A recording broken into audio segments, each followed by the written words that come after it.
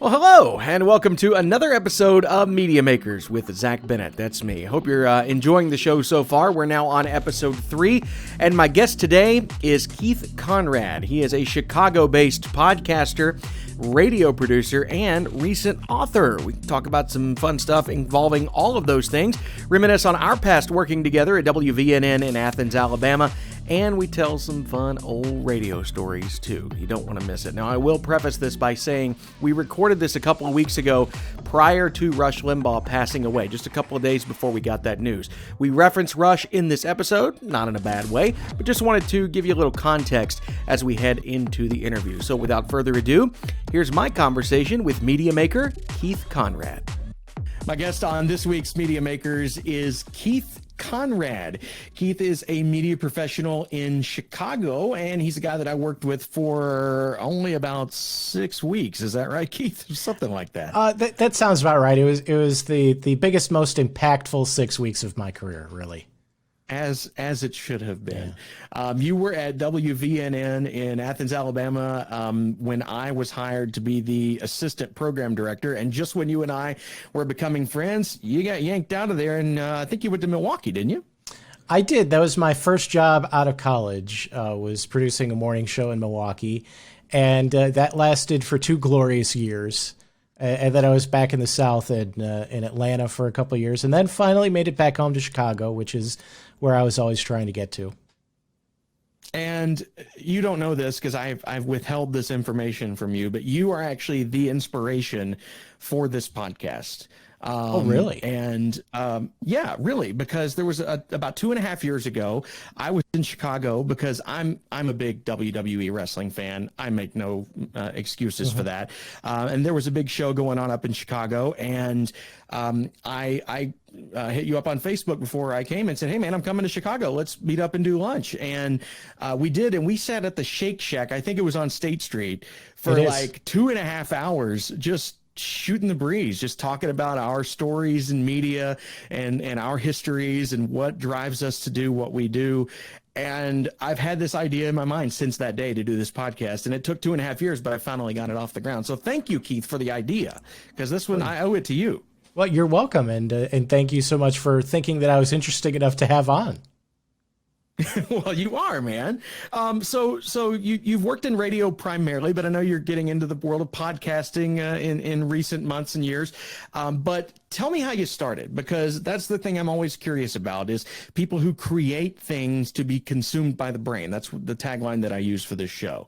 And you have to have something in you that you want to create something that you can show off to other people, whether it be audio or video or visual or something, but you create something and you put it out there to the world and you're like, here it is, consume it.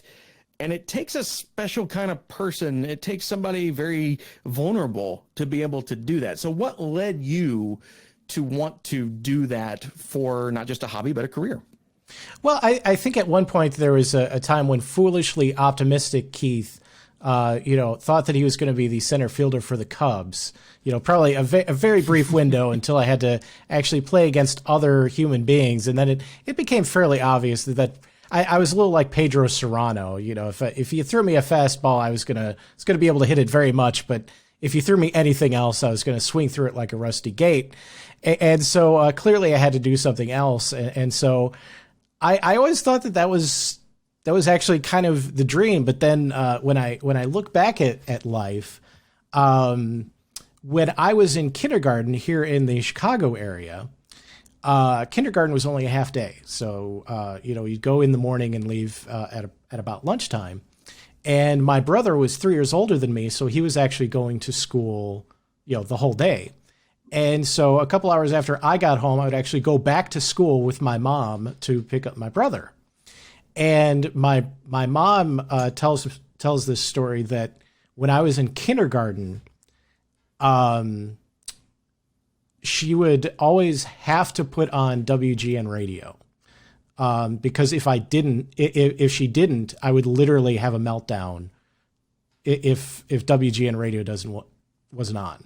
And it wasn't because of the Cubs; it was because of the afternoon host who had just started, a guy by the name of Spike O'Dell. And So fast forward after, having my heart broken at not being, good enough to play high school baseball, let alone Major League Baseball. As I was trying to figure out what I wanted to do with my life, suddenly that sort of re-entered my brain. And I was lucky enough that at about that time, a guy by the name of Peter Thiel, who was the program director at WVNN, I think like 3 program directors before you started. So before your time there, he was looking for somebody to come in part-time and run the board, and he gave me a shot at it. And I think at that point, because I'd always been such a sports fan, I was thinking that I was going to do something sports related. But about 2 years after I started there, I saw that WGN Radio was looking for interns, which they do. At the time, they had like quarterly interns. So like literally 4 times a year, they were looking for people for 3 months at a time. And I applied for one of them. And at the time, the afternoon host on WVNN was a guy by the name of Keith Larson.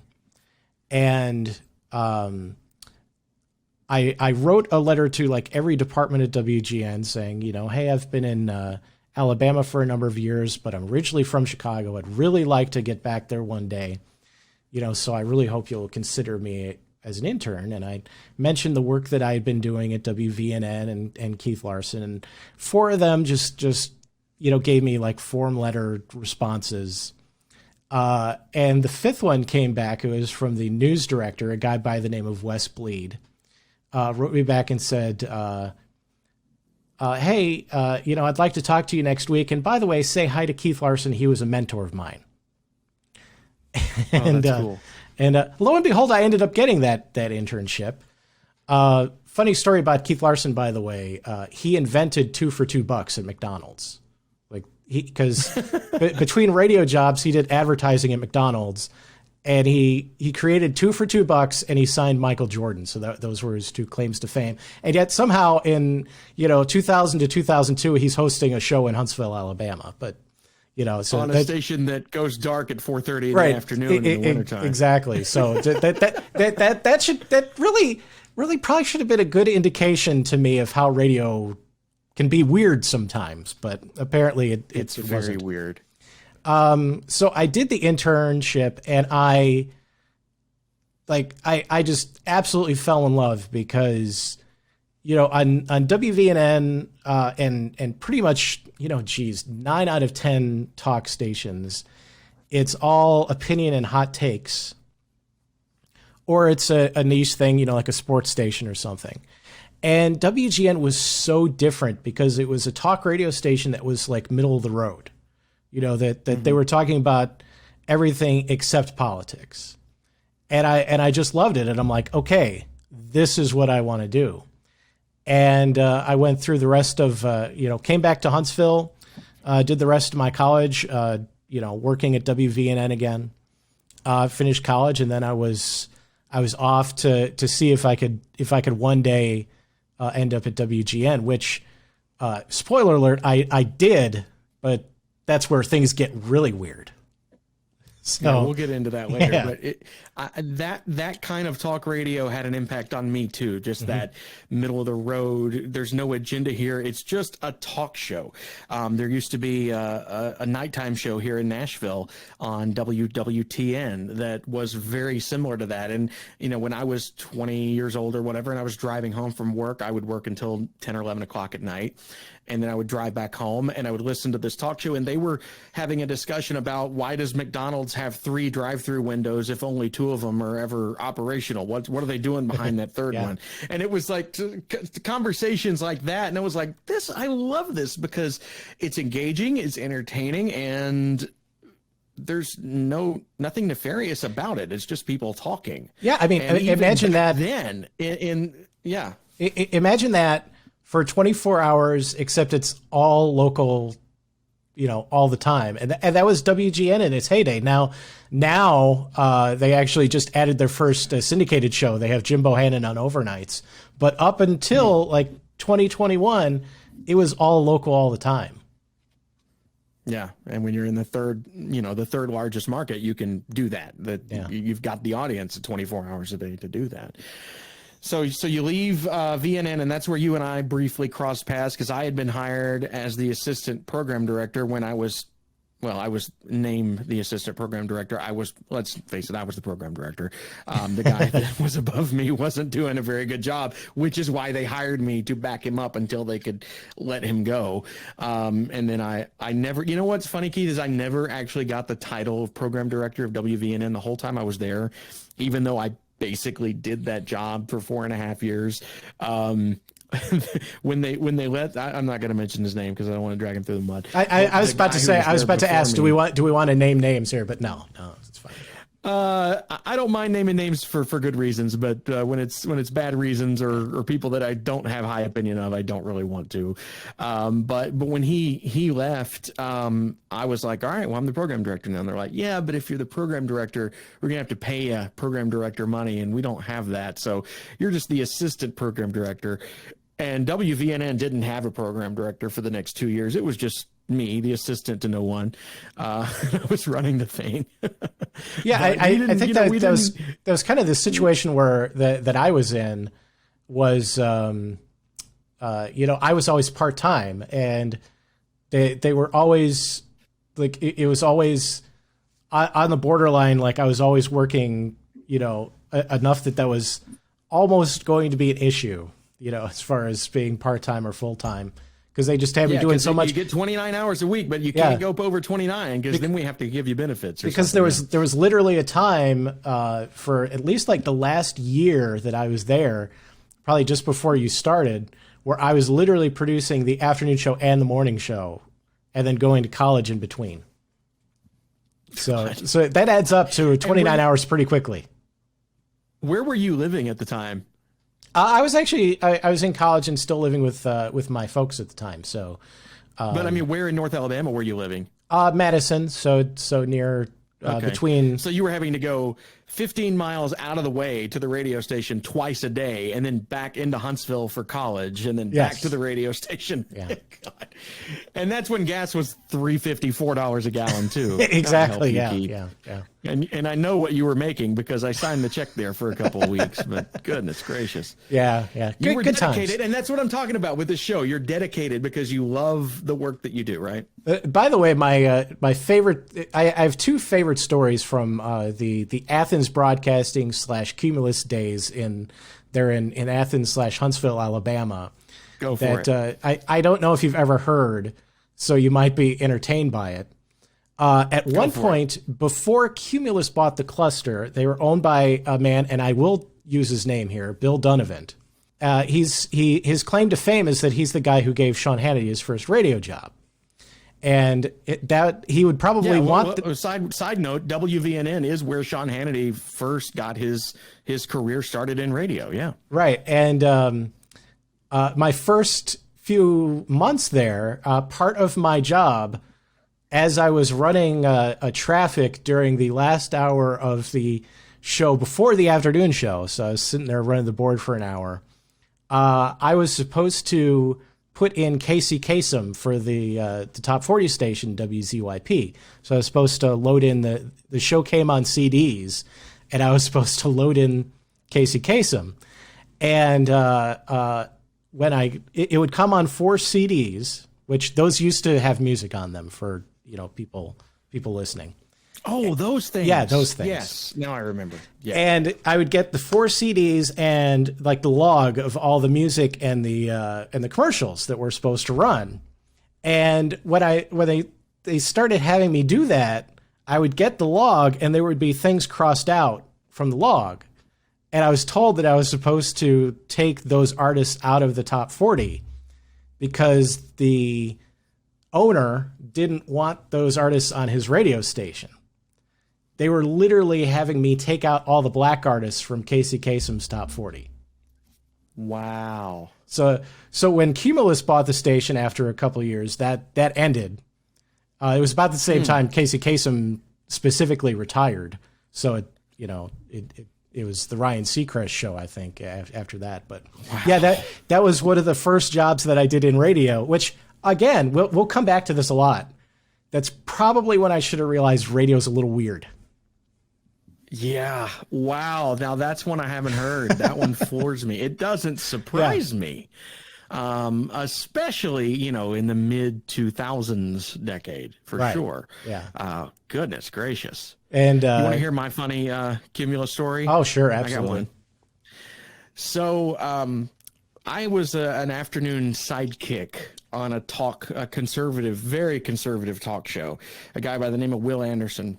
Mm-hmm. And Will thought he was the next Rush Limbaugh, and he was a very talented guy, but he was on afternoons in Huntsville at the time. But he had aspired to be the next Rush Limbaugh, and he had people tell him he was going to be the next Rush Limbaugh.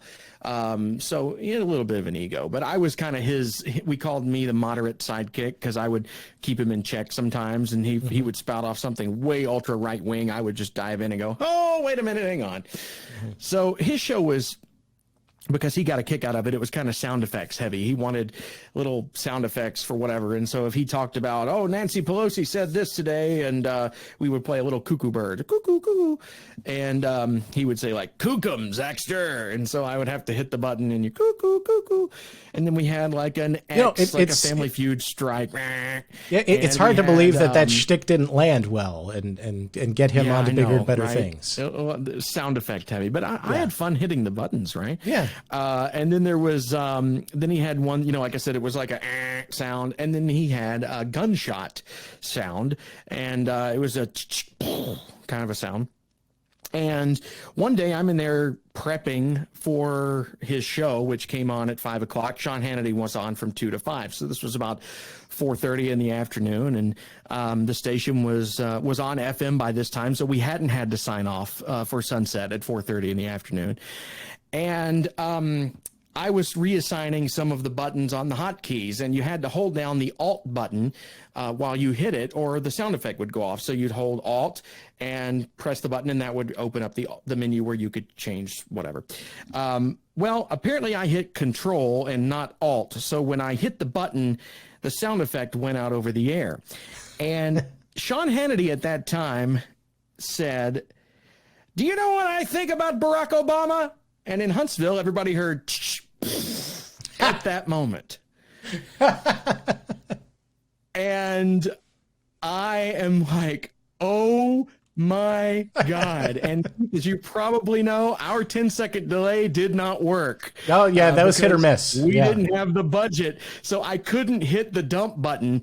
There was no dump button. That was out there. And people in Huntsville that were listening heard a gunshot go off when Sean Hannity was talking about what he was thinking about Barack Obama.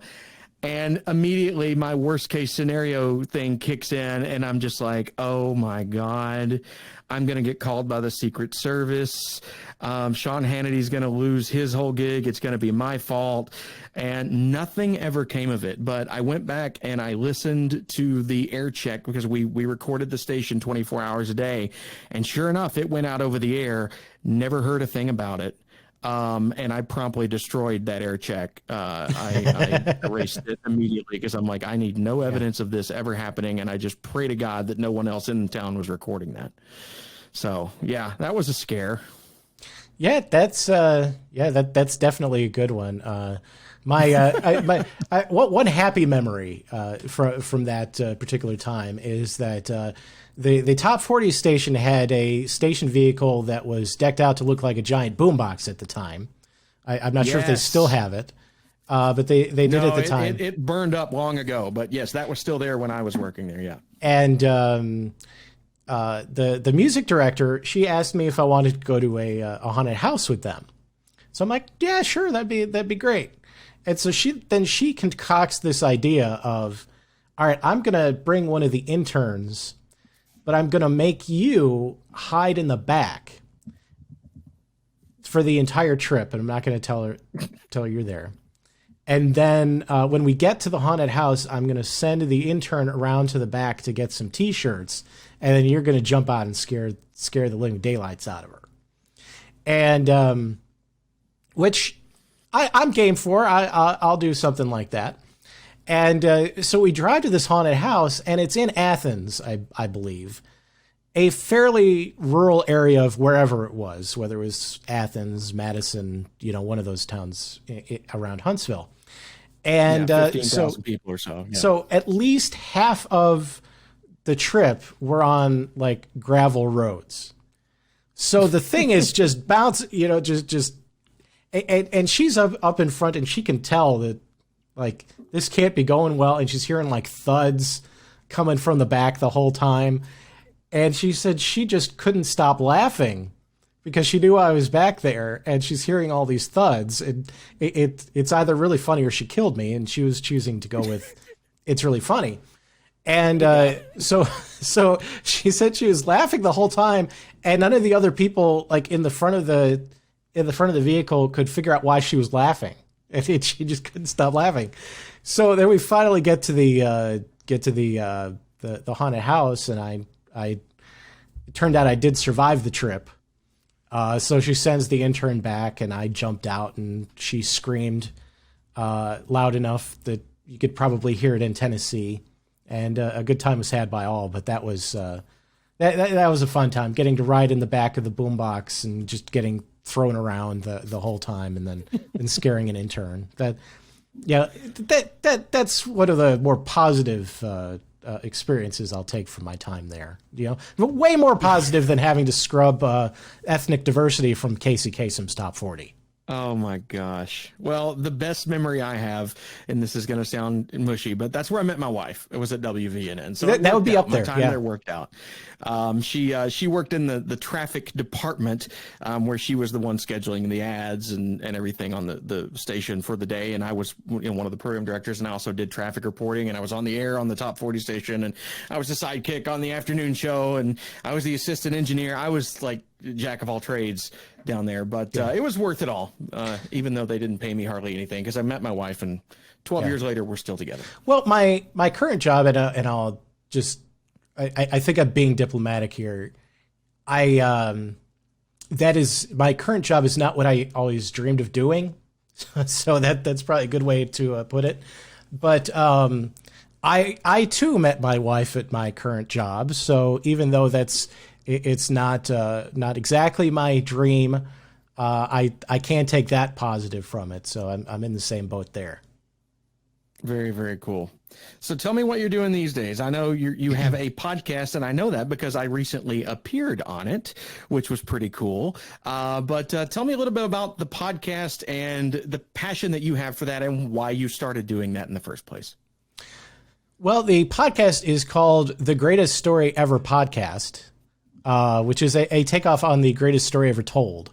Like I'm surprised at the number of people I actually have to explain that to. I feel like, the band in that thing you do where they're like, no, we're the Wonders, like the Oneaters. Yeah. Like I feel like it should be obvious, but you'd be surprised how many people say, oh, he's got this podcast. It's called The Greatest Story Ever. And I'm like, no, it's The Greatest Story Ever Podcast. That's important because it's a joke, you see. Yes. And the whole, for what it's worth, I figured it out immediately, Keith. When I first heard about it, I knew exactly what you were going for.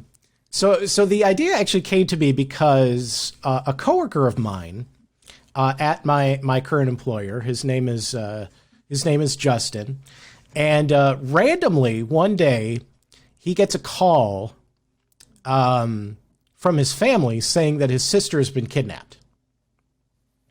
And rushes out of there to go take care of this.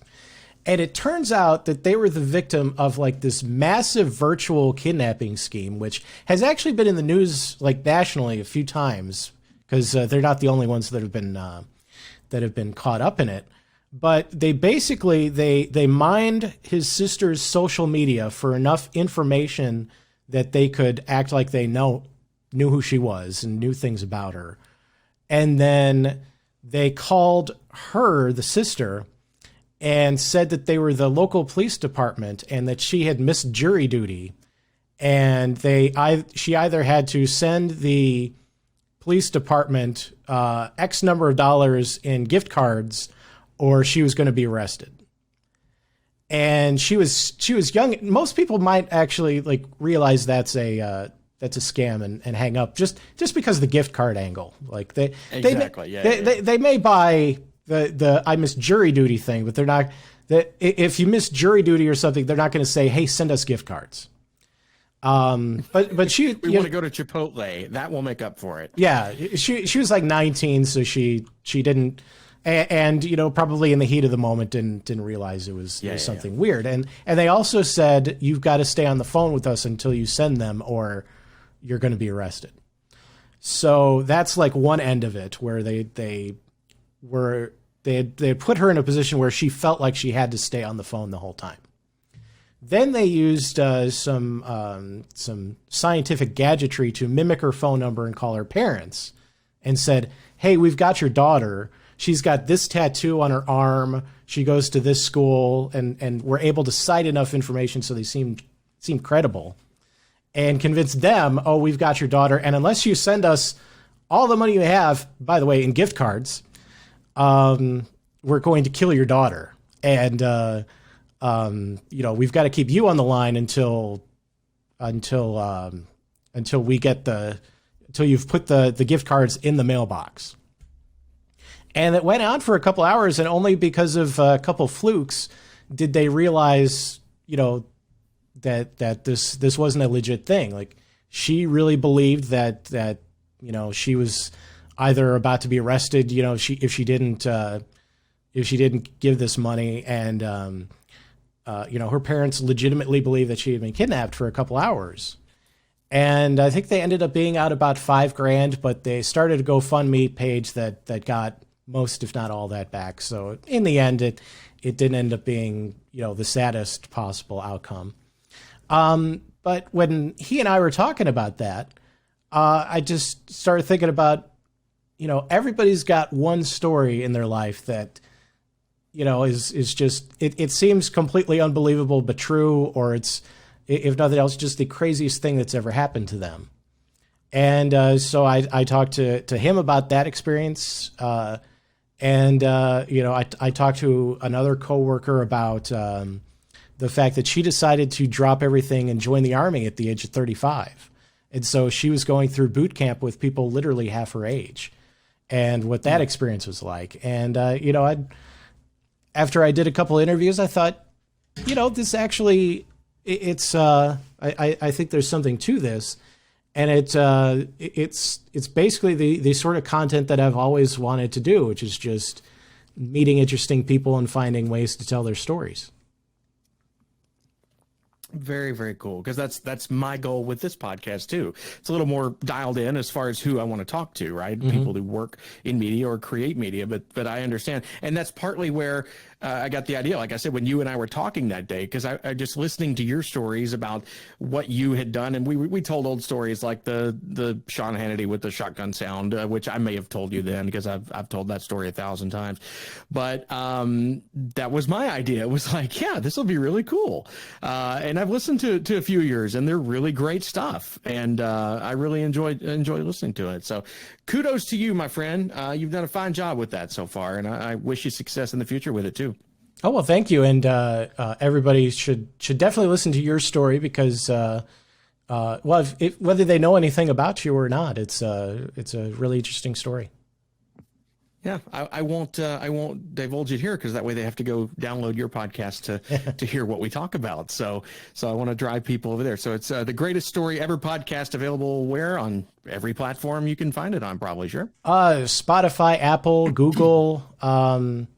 You can go by my website, keithconradmedia.com, and see it there. And you can also buy my book. I should probably get in a plug for that too. I was going to get around to that, but let's go ahead and talk about it. Yeah, you wrote a book. I did. Hopefully the first of many. I'm actually now working on another book that's not related to the first one. But I don't know if you're aware of a movie from 1980 called The Final Countdown, which is not associated with the song of the same name. I was going to say, I know the song. I don't think I know the movie. Yeah, it actually came out before the song. Because whenever I've mentioned that associated with my book, people always go, "Oh, is the song from that?" And I'm like, "No, the song came out in '86, and the movie came out in 1980." Which, by the way, funny story. The movie actually stars Kirk Douglas and Martin Sheen. And when I was working in Atlanta, so from '07 to '09, at one point Martin Sheen came in for an interview, and I told him that I only remember, like, I know he's had all sorts of iconic roles that people always approach him about, but I remember him from two things: narrating a documentary on the Titanic from 1986 and the movie The Final Countdown. And he said, I can honestly say nobody has ever brought those two up to me. So that was kind of a good moment. That's cool. The idea in The Final Countdown is that the USS Nimitz flies into a crazy ass storm, and they come out on the other end, and it's the day before the attack on Pearl Harbor. And so they spend like a day or two learning that they're in 1941. And then as soon as they go to do something, the crazy ass storm comes back and sends them back home. So they don't actually do anything, as soon as they're about to launch all their fighters to go fight the Japanese, they get sent back home, and they don't actually have any, they don't actually do anything. And a few things about that movie bothered me. First of all, the fact that they end up going back home. And second, you never actually get to know any of the crew. Like you're following 3 or 4 people, and they actually very quickly adapt to the idea that they're in 1941. Like there's no talk of, hey, if we went back in time, I'm never going to see my family again. Or, hey, I'm an African American. If we're back in 1941, life isn't going to be that great for me. There's no discussion of the potential consequences of people from 1980 going back to 1941. And so that always stuck in my craw a little bit. And then I started thinking about what it would be like if something like that happened, and ultimately that became my novel Righteous Might, which has the same basic premise that a aircraft carrier goes back to the day before the attack on Pearl Harbor, but literally every single other detail is different. And I will say, spoiler alert, they do fight the Japanese, so you see what happens as a result of that. And they also, it also addresses, sort of like the impact that has on the crew members, and also the impact that their presence has on the world around them. So I like to think it's a little bit deeper than The Final Countdown. Well, that's very cool. You've written a book and I've read one. So, no, I'm kidding. I've read 2 books. No, man, that's really cool because okay. So let's talk about the book for a minute. How does one go about publishing a book in what you put it out last year, right? 2020. So like, right. How does one go about from writing a manuscript to getting it published? What was that whole experience like for you? Well, writing it was definitely very tough. I mean, the writing portion of it took probably about 5-6 years from the time that I had at first. I talked to my brother, I think it was, about the idea first. So from the first time that I mentioned it to him to the time that the novel was actually a thing that was written that people could read was about 6 years.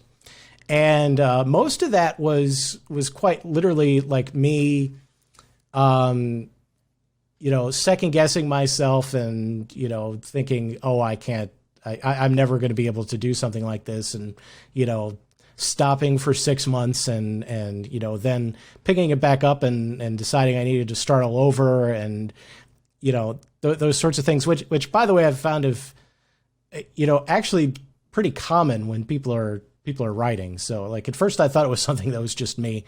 Turns out it's just about everybody. And so that was without a doubt the toughest part. Like if I added up the time I was actually writing, I probably could have knocked it out in a year, but stretched out over 6. And it turns out that when you're a radio producer, you actually meet a lot of people. And a former radio producer here in Chicago named Rick Kempfer actually owns his own publishing company now.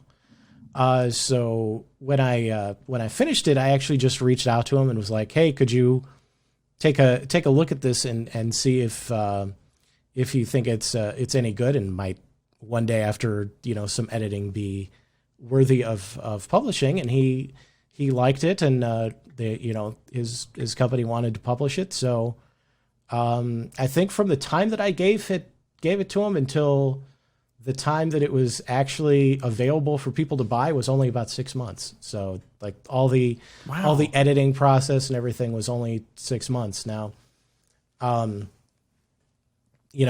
would imagine I'll pick that book up in a couple of years and read it, and I'll be like, wow, this is garbage. I should try this again or something. But I'm really happy with the story, and like if nothing else, like this was me just taking an idea and trying to turn it into something. So like the fact that I actually did that and got finished with it, and I think you might be able to see over there, there's a stack of boxes. I don't know if they're just off camera, but I've got 4 boxes full of the book. So it's actually a thing that exists. That is so cool. And that's pretty cool. And I think that just the fact that I finished it and actually got through that whole process, I think that, on the other side here, I've got a whole marker board full of ideas for other stories, sequels to that story, but also, dozens of other stories that'll be a lot easier to do because now I know I can do that. And, I can't tell you how many writers that I've talked to who said, once you get through that first one and you actually know you can get through it, everything else is way easier. So now I'm working on story 2, which is with actually a podcast called Twilight Histories that does sort of like a role-playing game style audio drama podcast for stories. And they asked me if I wanted to write something in their universe. So I'm writing one that, no spoilers, but the idea is that a person goes back to an alternate universe to work with Nikola Tesla. And at some point, very early in the story, they're whisked away on a train. They meet up with a group of soldiers with Thomas Edison, and they're taken to Washington, D.C. because basically the Martians from H.G. Wells' War of the Worlds have landed in this world, and Tesla and Edison are being recruited to help see if they can beat the Martians. So that's like the alternate history thing that I'm working on now. That's cool, and that's an interesting genre too, where you're the alternate history. You probably watched a lot of Quantum Leap as a kid, I'm guessing. Go back in time and change things. Yeah, Quantum Leap, The Twilight Zone. Yeah, that was my jam.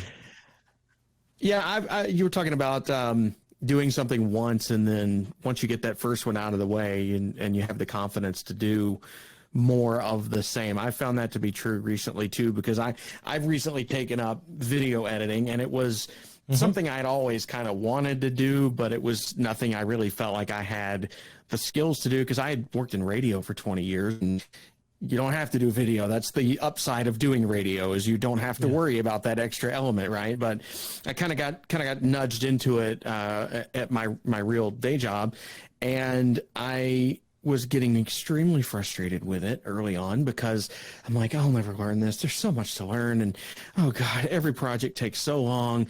And I've been doing it for 6 months, 7, 8 months now at this point, and it's like, oh well, now that I've done it once, it's like I can do more, and I can do more, and I can learn more, and get better at it, and get faster and more efficient. And so that's a life lesson that I've learned in creating things too, is that if at first you don't succeed, try again. I mean, that's an old adage, but if at first it takes forever to get the plane off the ground, it's easier to fly it once you get it off the ground. And so an analogy that someone told me one time, and I hadn't forgotten it. So I'm sure your second one will be a lot easier than your first. Well, it already has been. I'm still in the stage of outlining the story, but it's already gone way faster than the first time. And that now my job is actually training producers and helping them, do their job. And that's the one thing that I keep trying to tell them is, all this stuff may seem overwhelming at first, but once you've actually done it and you know that you can, you'll be amazed at the, how much more efficient you'll get at it, and that's just the learning process. And I'm a little ashamed of myself that after having worked in media and everything for as long as I did, that was a lesson I had to learn again. Learning something new. It seems like I should have known from previous experience, like when I was having to edit the ethnic diversity out of Casey Kasem's Top 40. That took a long time at the beginning, when I was first learning how to edit audio. But then at the end, I was able to do it in 5 minutes.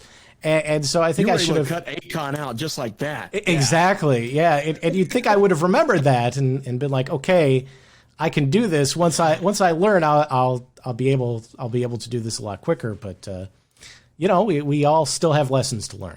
That's the key. Yeah. Wow. So you don't have to go too far into this, because one thing I don't want to do on the podcast is talk to people about what they currently are doing and go really in depth. But just for the context for our listeners, what is it that you do for your day job right now? For my day job right now, I'm the executive producer for Salem Media in Chicago, and that's 2 radio stations, so a pretty small cluster. And I'm the executive producer, so I'm basically the supervisor of the producers. Gotcha. And that's it's an interesting job. I at the risk of sounding like I'm pumping myself up, I remember at one point I was watching a thing talking about Ted Williams and how when he tried to be a manager, he just failed miserably because like everything just came naturally to him. And the one thing that I'm learning is that I've been just doing this for so long that so many things that were part of my job just were second nature. So now that I'm actually having to teach somebody else to do it, it's like, why don't you just not understand this immediately when I say what it is?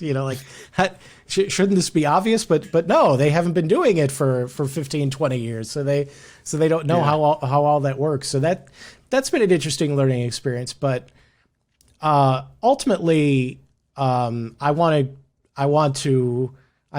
that my podcast and writing ventures will, that's what I would want to focus on moving forward. And in addition to the Greatest Story Ever podcast, and I'm doing another podcast with a friend of mine from college called Time Enough at Last, where we rewatch The Twilight Zone, and I think we're about 50 episodes in. So we're about that's awesome. We're about a third of the way through the series. I didn't know about that. I'm gonna have to listen to that because I really enjoy watching old Twilight Zone episodes. My wife and I were just talking about that the other night because we were talking about our trip to Disneyland last year and how they had rebranded the Twilight Zone Tower of Terror at Disneyland to Guardians of the Galaxy. And so we were talking about, Disney probably did that, because they own Marvel and they've got the ability to do that in California. They don't in Florida because of some of the rights issues and things.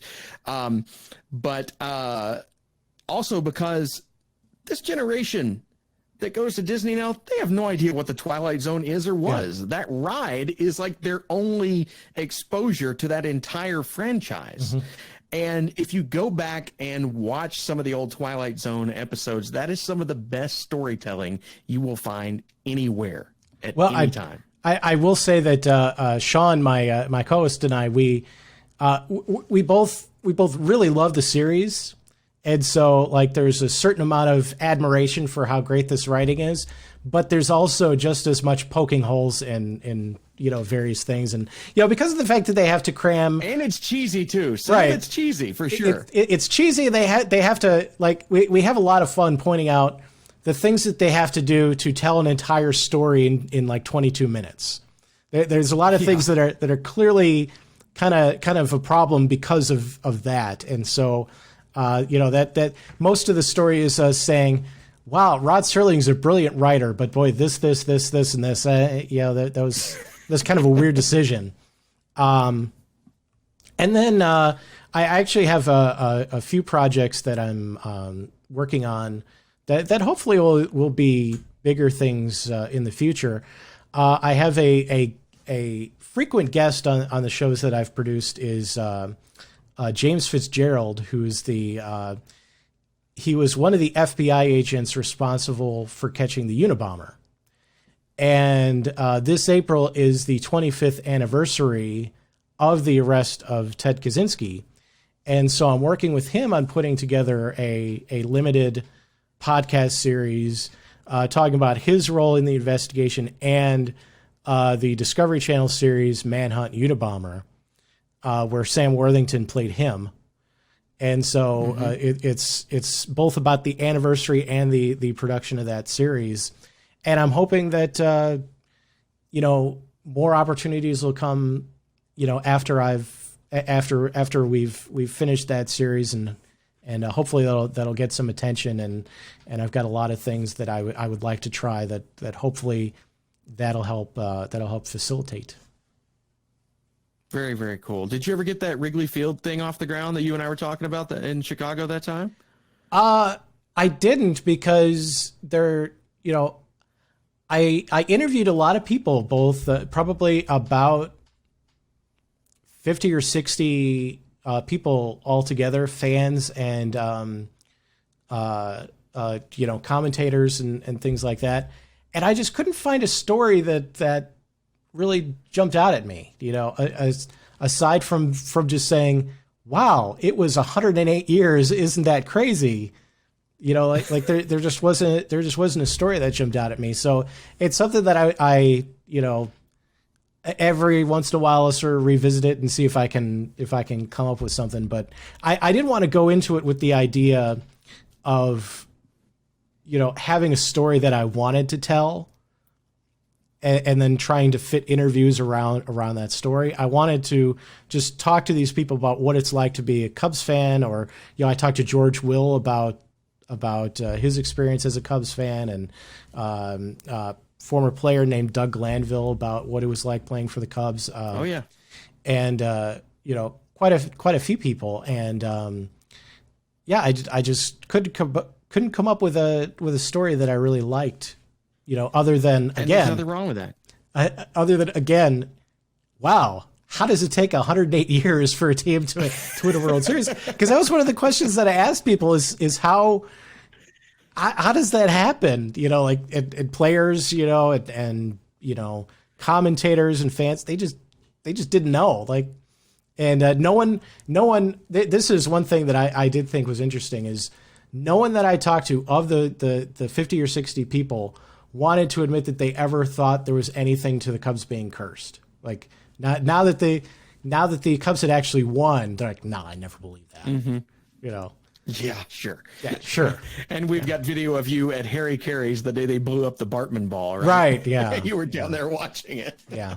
Yeah, I had an idea for something like that too, where I was gonna and you and I talked about this that day in Chicago. I wanted to do a history of the Ryman Auditorium here in Nashville, because that is such a fascinating building, where the Grand Ole Opry was for 30 years, from the 40s until the 70s, and how it was it was one of the first integrated places in the South, and they were just real hush hush about, oh, well, this is they wanted the black audiences to sit upstairs and the white audiences to sit downstairs, but they didn't always enforce it, and it was always kind of an artsy place, and they got in trouble for showing or for doing plays that were ran afoul of the censors of the town in Nashville, and it was just always just kind of a renegade thing. And then it became known for the Opry and Johnny Cash and all that, and then, interestingly enough, this one hits home a little closer now. That building, was almost destroyed by a bomb in the 70s. There was a bomb in a car across the street that was diffused by the police. And then 2 months ago, we had a large bomb go off right around the corner from it. And thankfully, the Ryman was spared any damage there. But that was just kind of a weird callback. But it was just like, I had this idea and I wanted to tell this story, and there haven't been really any books written about it. I thought a podcast would be a great idea for that. And then I just never did it. So I'm throwing that out there. If anybody else wants to take up that mantle, go for it, because I'll definitely listen to it. But it's a great story. I think you could tie a limited podcast series around that. Yeah, Keith, that's man, it has been a blast. Go ahead. Sorry. Now one more Huntsville story, and I don't know if you've heard this one either. But before we go, let's wrap it up on a Huntsville note. Yeah. So it was 2001. Sean Hannity, he started his syndicated show on Monday, September 10th, 2001. So literally the day before the September 11th attacks. But the summer before that, so it was probably like July, August, right before the syndicated show started, he had also released his first book. And because Bill Dunavant, the owner of the station at the time, had given him a start, Huntsville was one of the first stops on the book tour. And so I'm we're doing this big event, like the whole staff of the radio station is there. And I and another person who was there, listen, I'll just say he worked there for 30 years. You'll know who I'm talking about. I think I do already. He and I are standing there with Sean Hannity at the head of in the front of the room. And this woman comes up to Sean and says, "Hey, Sean, do you remember me?" And he goes, "Oh yeah, I bet you wish you would have gone out with Sean Hannity now, don't you?" And so then he goes on to explain to me how when he worked at WVNN, he was doing afternoons, but he would come in and help with sales during the day. And every day he would stop at the McDonald's that was like 3 doors down from the radio station. And he had a crush on the cashier and kept asking her out, and she kept saying no. And that was the woman.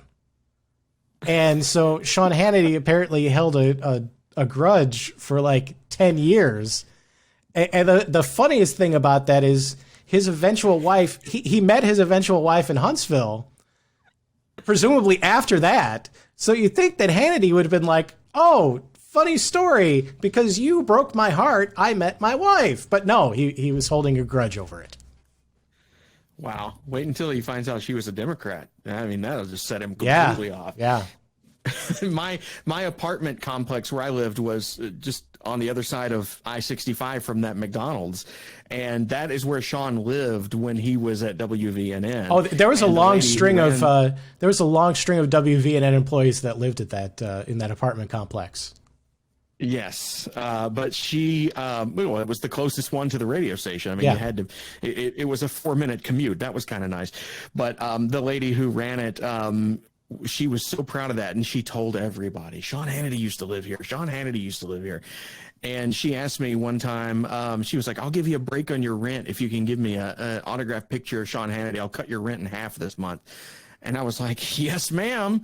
So I contacted the people up at WABC, and I got an autographed picture of Sean Hannity that if she's still there at that apartment complex, I haven't lived there in 12 years, but if she's still there, I guarantee you that picture's still on the wall, and she probably tells everybody about it. But I got half off rent that month for helping with to get her that. So, I'd say Sean that's a fair Hannity deal. Looming large over Athens, Alabama. Yeah, I'd say that's fair. Yeah, it worked out well. Keith, man, thank you so much for coming on. I appreciate you, and thank you again for being the inspiration for this whole deal. That day in Chicago was a lot of fun. You know, it's so funny because I just thought we would just have lunch and hang out for 45 minutes or so, and we ended up talking for 2.5 hours. I think partly too because we were enjoying the conversation so much, but also I remember it was about 107 degrees that day. Yeah, and as we record this in the middle of February, it is quite the opposite in both of our places, and I'm glad that we had this conversation on a cold day to avoid being out in the cold. Yeah, so between the two of the last 2 times we've talked, the weather has been like 70 degrees and beautiful. If you average it out. That's the average. Yeah. Thanks again, Keith, man. I appreciate it. Thanks for having me. And that's going to do it for this episode of Media Makers. Thank you so much for tuning in. I certainly appreciate you listening to it all the way through. Don't forget to leave us a 5-star rating on Apple Podcasts or wherever you get your podcasts. Give us a subscribe on YouTube, like us on Facebook, all that good stuff. Want to help this thing grow so we can bring you more and more Media Makers here on Media Makers with Zach Bennett. Have a great week. We'll talk to you next time.